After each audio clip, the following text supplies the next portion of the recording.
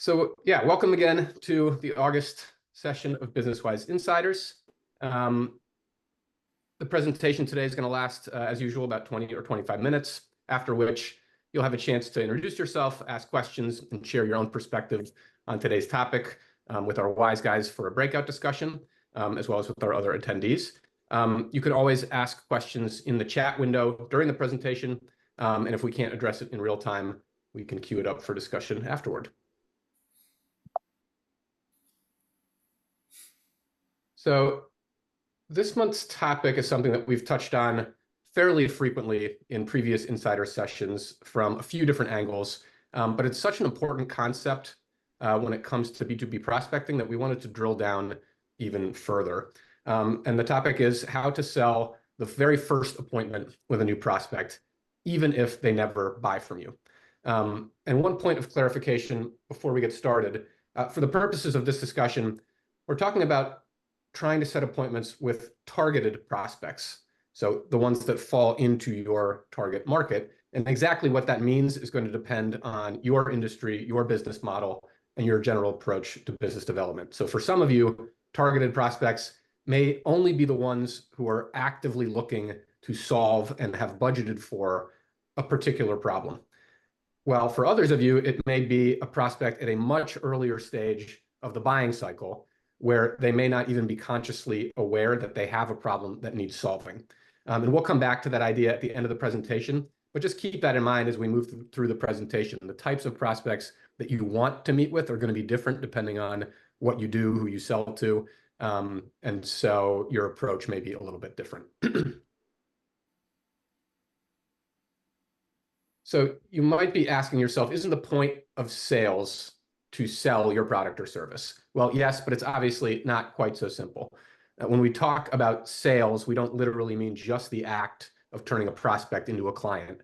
We mean the entire process of new business development, which entails building as many relationships at the opening of your funnel as possible in order to maximize the number of deals that you ultimately close. And that means first-time appointments with prospects who may never buy from you. And that's a really critical point. To make more sales, you need a full and productive sales funnel, which requires those first-time appointments. Your product in this slide is at the top of the mountain, so that's where you're ultimately trying to get. But your prospect needs a reason to start climbing. Not all of them will reach the top, but they all have to start in order to get there. So to look at it another way, we all want that big yes from our prospect, the one where they agree to sign on the dotted line and become a client. But there are many more micro yeses that lead up to that point that are also critical. So you can see the big question, will you buy my product? The small questions are, will you open my email, the first cold email I send you? Will you read and respond to that first email? Will you take my cold call? Will you have a conversation? And then, importantly, will you meet with me? We need those yeses, and without them, a prospect may not ever enter your funnel in the first place, let alone come close to agreeing to become a client. And of course, the flip side of a yes is a no, and sales reps should all be familiar with the different forms that no's can take because we've heard them a lot. Typically, when we think of common prospect objections, we think of these four categories. I'm not interested. I don't have a problem. I'm happy with the way things are. I've had a bad experience with something similar when I tried it before. It was terrible. Bad timing. We have a lot going on right now, or we don't have the budget, or the contract isn't up, or send me more information. I can't talk right now, but send me more info and I'll get back to you. But think about the topic of today's presentation for a second. We're talking about selling an appointment, not a product. And the interesting thing is that none of these is an objection to a meeting. These are all objections to buying. And here's the thing, it's very likely that your prospect isn't even close to thinking about buying when you reach them via that first cold call or cold email. So of course, they're going to default to a common objection. And this is a major reason why you should focus on selling the appointment rather than selling your product. When you try to sell your product to a brand new prospect who isn't thinking about buying, you make your job harder than it has to be. First, you're making this small decision about, should I have a conversation with the sales rep who's reached out to me, into a much larger one, because you're forcing them to think about a complex buying decision just to justify the appointment. Secondly, and along the same lines, you're giving them a reason to say no by allowing them to say, I'm happy with the way things are, or to fall back on one of the other common objections. And then finally, you immediately put yourself on a different level than your prospect because you're talking about your product and service, and they're not remotely thinking about buying. So here are some key points to keep in mind as we dig into the substance of this presentation. When you conduct that first act of cold outreach, you really want to remind yourself to stay present. You're not going to close a complex B2B sale with a cold call or an email. Understand where you are, which is the very beginning. Second, you want to start small. Make it not about a big risky decision that's going to scare your prospect off about buying some product they don't think they need for a price that they don't think they can afford. You want to make your prospect's decision as simple and safe as possible. And then finally, think about it like you're climbing a ladder. You can't climb it in one step. So you aim for the next step, not the final step. Deb, did you have anything to add here? Well, Sam, I love how you've taken the concept of the funnel, the sales funnel, and turned it upside down so that instead of the wide mouth at the top, the wide mouth is at the bottom, and it's more like climbing a mountain and the difficulty of our prospects sliding off with every step. And I think that's more realistic and one to really think about in the way you're presenting this. Right. I mean, when you think about a funnel, the opening is the big part, and that's where you want to put most of your prospects so that they can funnel down into your client list. All right, so as I said, this is a little bit of a wide-ranging presentation, and I want to talk about how to sell the appointment, why it's important from a couple different angles. And I wanted to start with a little bit of psychology, because selling your appointment isn't just a good business development strategy. It really harnesses the power of psychology in a way that increases the odds of prospect engagement. And I wanted to talk about that a little bit. So many of you have heard about Dr. Robert Cialdini's book, Influence: The Psychology of Persuasion. We talk about it often in Insiders because the concepts are really powerful and apply to a lot of levels of business development. Just as a reminder, Dr. Cialdini is a professor of marketing and psychology, and his book is based on the premise that people use mental shortcuts to help them make decisions faster. And Dr. Cialdini identified 6 principles of persuasion, laying out specific triggers that activate those mental shortcuts. And each of these principles is at work in nearly every aspect of successful business development, but 2 in particular really show the power of selling your prospect on the value of an appointment. So you can see all 6 of them here. We'll do a presentation on all of these. We often drill down to one of them, but keep an eye out for future Insiders. But for the purposes of today, I wanted to talk about first the principle of reciprocity, which holds that people feel obligated to give back to others what they have received. So in this example, our owl on the top offers to pay for lunch, and the one on the bottom immediately thinks of returning the favor.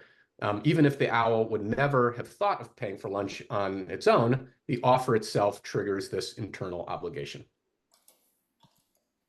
And then the second principle is commitment and consistency, which is the idea that people like to be consistent with the things that they've previously said or done. And here the blue owl is asking for 2 things.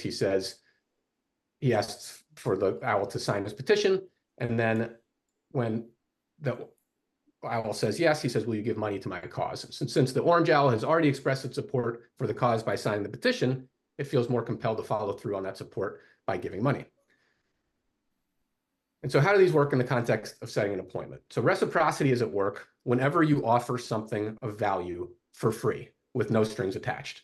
So not only is that kind of offer really hard to resist, who would say no to something valuable and insightful when they don't have to give anything in return, it increases the likelihood that your prospect will say yes when you ask her for something later.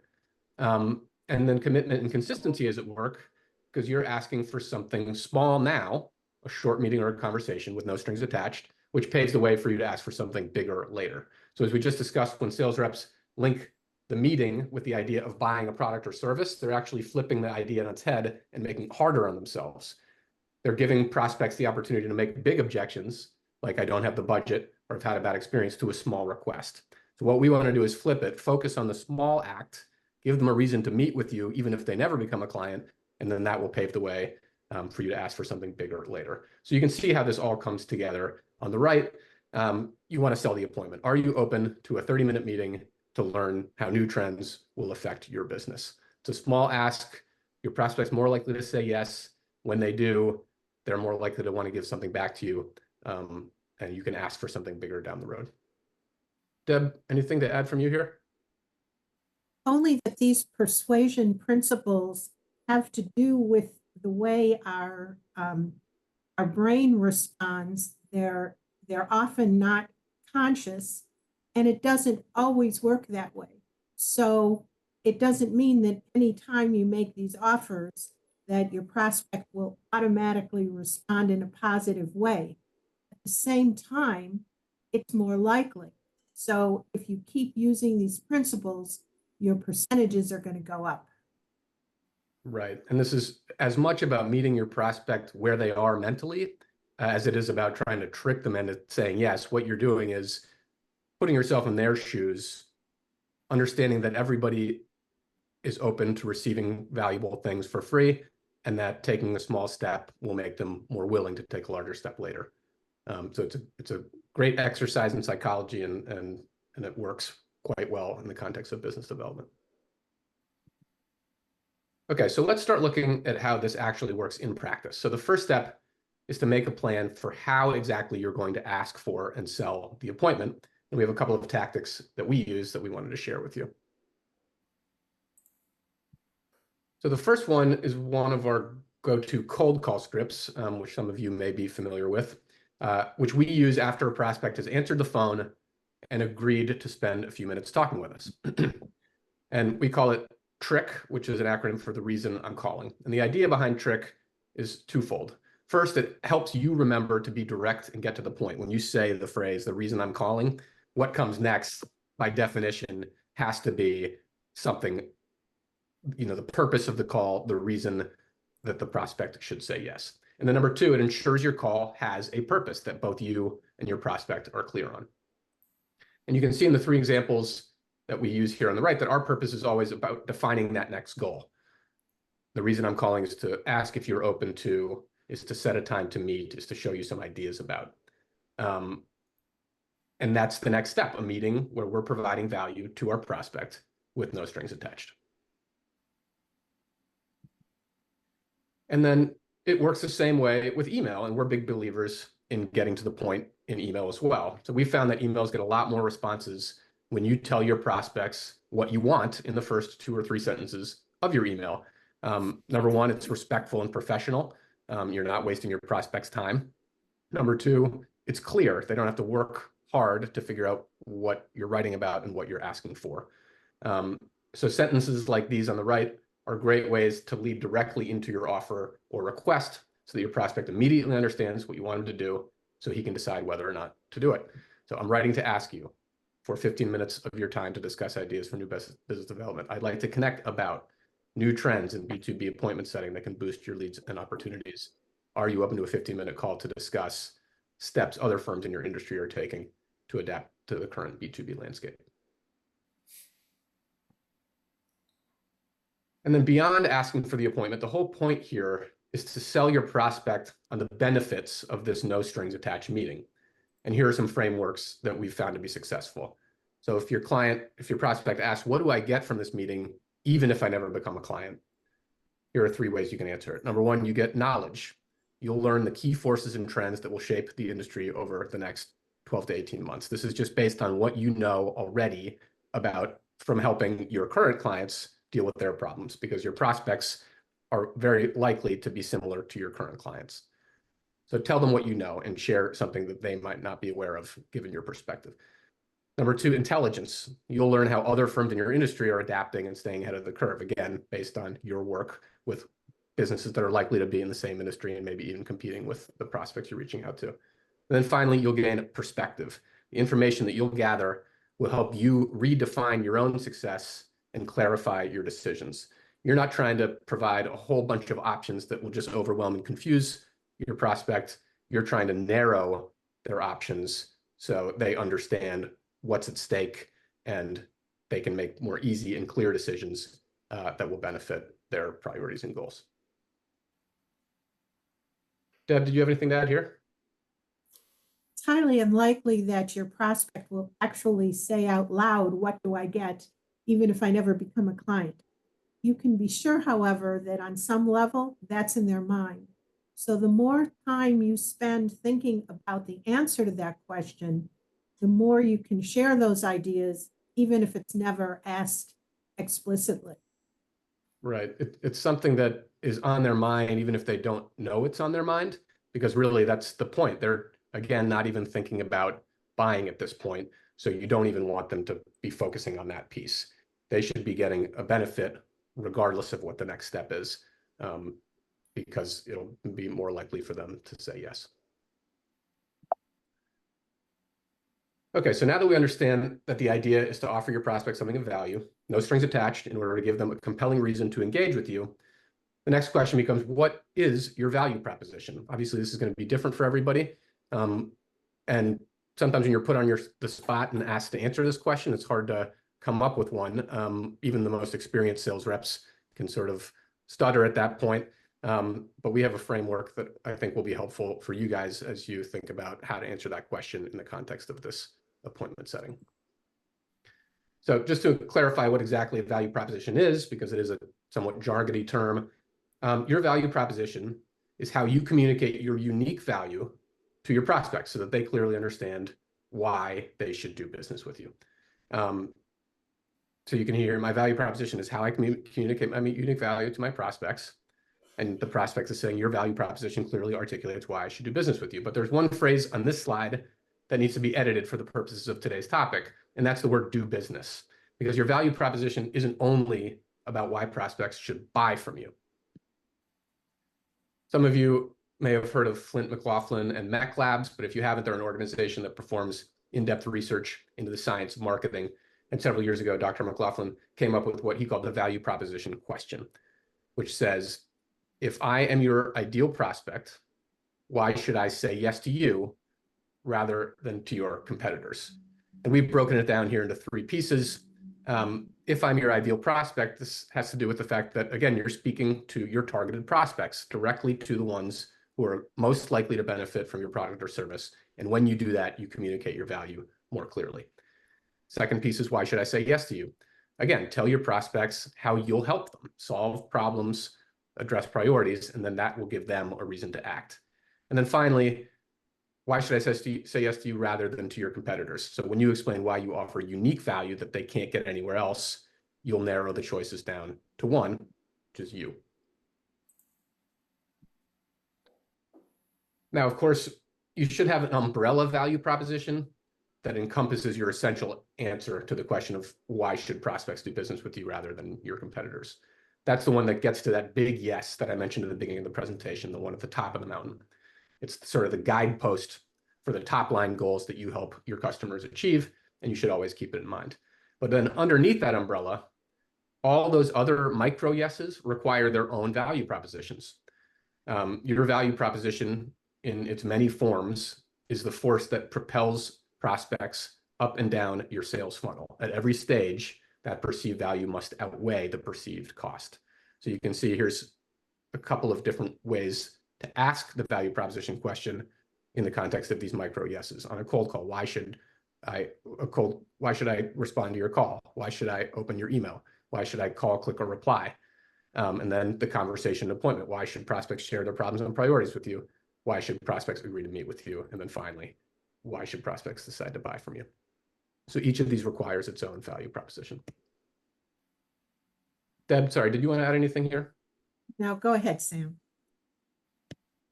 All right, so to wrap up the presentation, I just wanted to leave with you a few ideas and questions that should help get you thinking about how to define your unique value, which I know we'll talk more about in our discussion in a few moments.